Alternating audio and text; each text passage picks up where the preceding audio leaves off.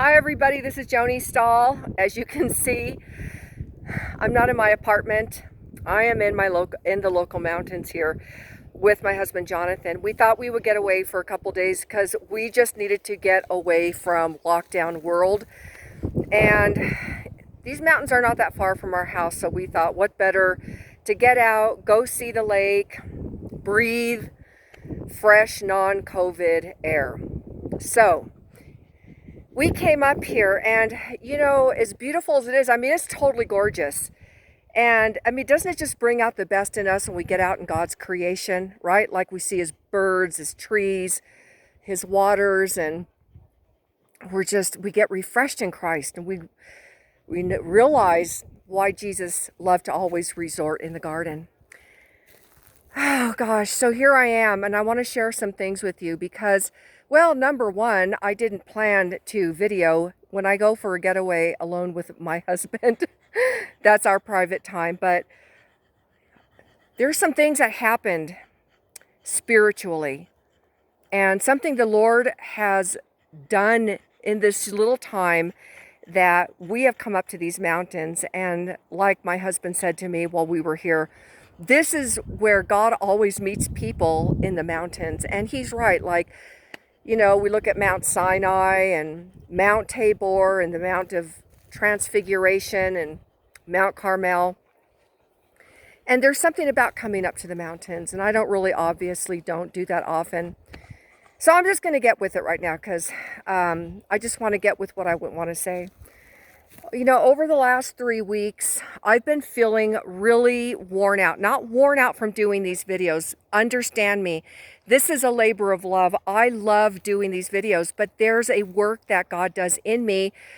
And, and when God gives us a work to do, we have to hold on to it loosely, right? Because we never know when God is going to say, I'm going to change it up, or I'm going to add something to it, or I'm going to direct you this way. And we got to be people that know how to move with the Lord. And if we're not people who know how to move with the Lord, we're going to remain in desert places. We're not going to be led beside the still waters. We're going to find ourselves apart from Christ, okay? So we could be working for Christ, but away from him. And so what I want to say is that I started to really feel like there was something changing. Now, remember at the beginning of this year, I'm sorry, I'm looking at my husband and our dog.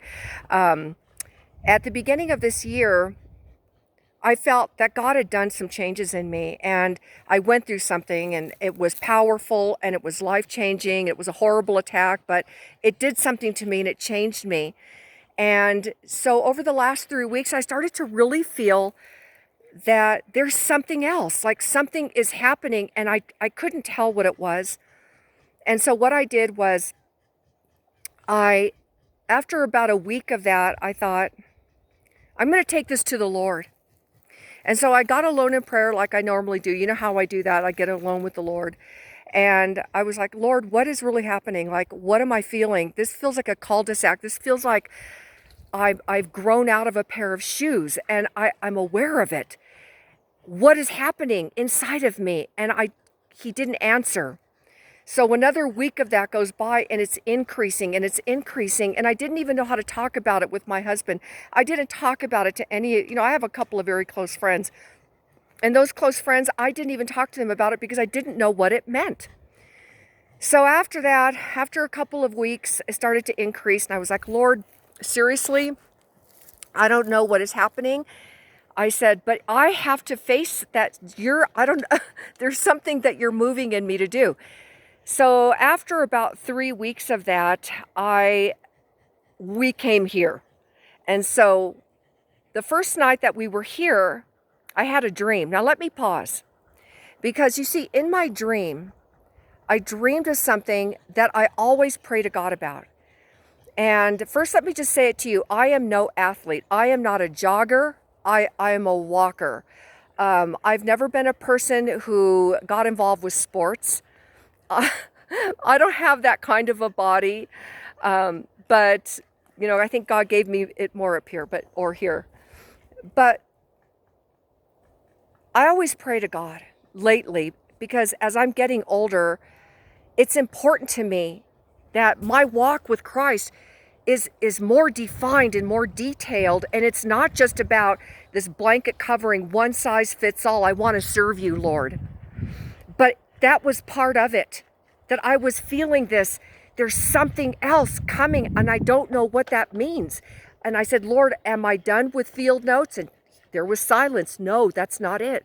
I was like, what is it, Lord? I want to run my race. And so I always pray this prayer to the Lord. I always say, Lord, let me run. Let me run my race unhindered, unencumbered.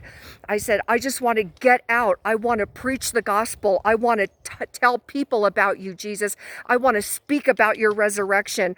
I want the power of the endless life to flow out of me into the lives of everybody. If I'm going to live in your earth in this time, in this world, then let me be that vessel that you created me to be, not for any name for myself, but for his name's sake. So the first night we got here, I had a dream.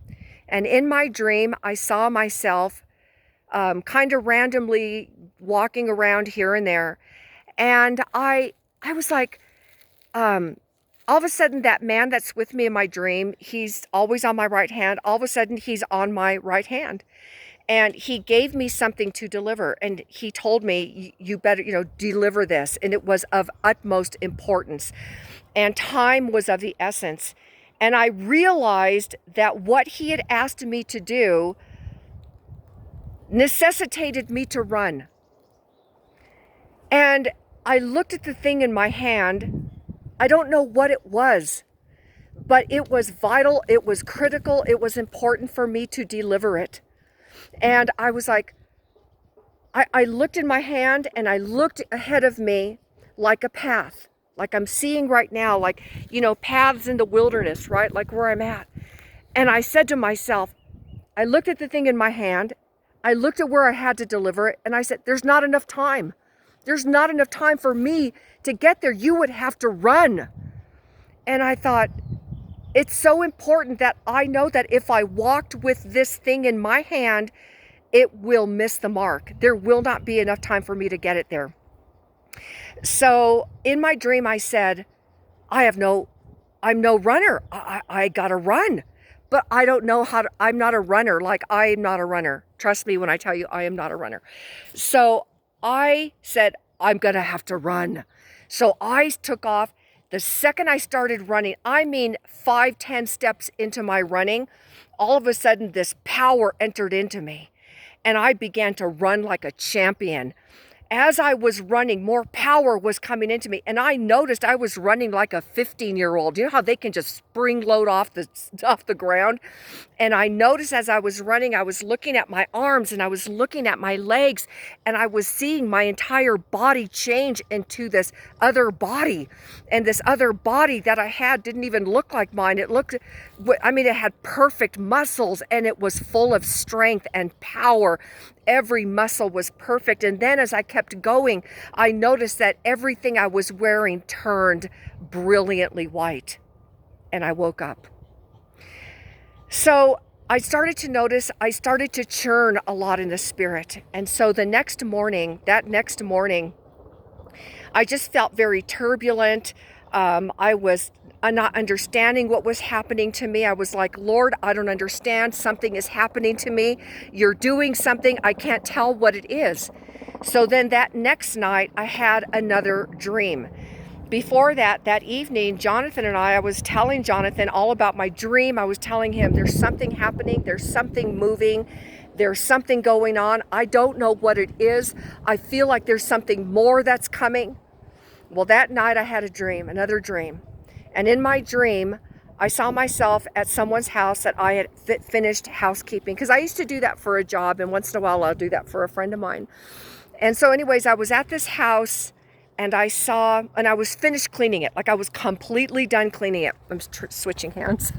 So I was completely done cleaning it. And you know how if you're in the housekeeping business, you walk through the house just to make sure everything is as it should be for when they come home, it's done. So as I was walking away, I thought I need to use the restroom. So I looked in the bathroom and there was like a shelf in front of me and I saw something black and something move and it was like trying to hide from me. And so I thought, what's that? See, I've had a lot of dreams of the enemy, lots of dreams. And I walked over to take a peek at it, and all of a sudden this big black spider the size of my hand moves up to let me know I'm looking at you. Like, I've had dreams of spiders before, and they were demonic spirits, okay? And so that thing had intelligence, but it didn't try to hide from me at that point. It wanted me to see that it was seeing me. And it had intelligence like, I see you. And I was like, whoa. And I ran out of there, and I thought, I've got to go to the bathroom. I'm not going back in there. I know what that thing was. So I left the house, went through the front door. I thought I'd go around the back and go through another part of the house to use the master bathroom. So as I did, I noticed that my dog was all of a sudden with me, Jojo. And so we go around the side of the house, and I came to this huge bucket, this huge, like, you know, those kind of barrels, those whiskey caskets that people plant flowers in it. And it was like waist high. And I'm almost 5'8", so it was pretty high. And so my dog ran and jumped in that barrel, and I was like, oh my gosh. And so I looked inside the barrel, and it was filled with newly born bats. I mean, each one of them were this big. You know, when they're born, they're like little, and it looked like there was hundreds in there, and they were all crawling all over, filled up with these bats. And I reached in, I was a mountain biker, they went by. So I reached in and I grabbed Jojo out of there, like out of horror, and I stood there looking at this new birth of all these bats. Well, I woke up, needless to say, that was super duper ridiculously gross looking and troubling and disturbing to me. So then so that next day I felt that there was this heavy oppression, and there was so much spiritual activity around us, around me, and something was moving, and something was even moving more. So then I went on and I said, so I got alone with the Lord, and I said, Lord, I said, I need to talk to you. I said, I feel like there's something more, and I don't know what it is. And I said, I need to know that you are calling me. Not a blanket covering, you know, like a one size fits all, everybody go out. But it means everything to me. And I think that when that happens to you in your life, God's stirring you up, and maybe you're feeling that. But I'm going to talk to you as soon as I'm going to directly talk to you when I'm done with this. But so I said, I'm going to address you is what I mean. I'm going to finish up real quick here. And so I said these distinct words to him. I said, Lord, just like you went and you got Matthew and you appeared to him, and just like David, who you took from the sheepfold, following the ewes great with young, to feed your people Israel, the sheep of your pasture Israel. I said, and even Samuel. And I started to talk to the Lord. I said, I pray you will speak to me like Samuel. I want a commission like that, a charge, a command, that you will enable me. You know, you guys, I know I do a lot of things. I know I speak to you a lot about the things that the Lord has taught me, what I experience, what he stirs in me. But there's something else coming. Do you understand what I'm trying to say to you? And I am excited because it was really heavy duty. I mean, I broke down. I sobbed in front of Jonathan. Jonathan had to really talk me through it. And I said, Lord, and I started to say, just like you came to Samuel 3 times, and then afterwards, the 3rd time, you said, Samuel, Samuel. That's 5 times he called Samuel's name in one night. And I said, God, I want to know it just like that. So that night, I prayed that morning, and then that night, Jonathan went to go take a nap, and I thought, I want to get into the Word. And I said, Jesus, I don't even know what you want me to talk about. Read. I said, I pray you lead me. And I opened the Bible, and it was 1 Samuel chapter 2. And I read right there in Samuel. Okay, so the next morning I woke up, and I was crying. I was upset. And it took me a while to get everything out. And I told Jonathan everything I'm telling you now. And he's standing right over there. And I said, Jonathan, I got to tell you, I said, there's something more. There's something more. There's something more to me. It's not that I'm doing anything wrong, or something's going to end. I can't put my finger on it. I don't understand it. I said, but there's something more that's coming. Now, let me pause there. Let me just backtrack because I missed an important part. All day yesterday, and I've been feeling this ongoingly where the Lord's been telling me, get away from the world. Get away. Enough of reading about the vaccines. Enough reading about the New World Order. And if you want to read about it, you go ahead. But I want your focus on me now. And it got to the point where it became loathsome and dreadful for me. So all day yesterday, I was walking around and my mind was thinking, oh, I really want to do a video. I want to get back on the saddle. I've been away for a few days. I want to do a video. But what will I talk about? What will I talk about? I want, Lord, stir me up. And my mind started thinking like cheap things, like, you know what I mean? Like, well, maybe I'll bring up this or bring up that of something I read in the news, and or concerns, real legitimate concerns about people not having jobs and people being evicted out of their homes and this and that. And every single thing that came into my mind, I heard Jesus say, that's not going to matter. That doesn't matter. All day, I kept hearing him all day say to me, that's not going to matter. Every time a thought came into my mind, instantly I heard his voice say to me, that doesn't matter. And at the end of that night, I was laying in bed and I could feel that powerful presence of the Lord, like he was there. It was powerful.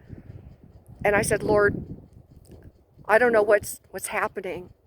I said, every time I try to think about things of this world, what's happening all around me.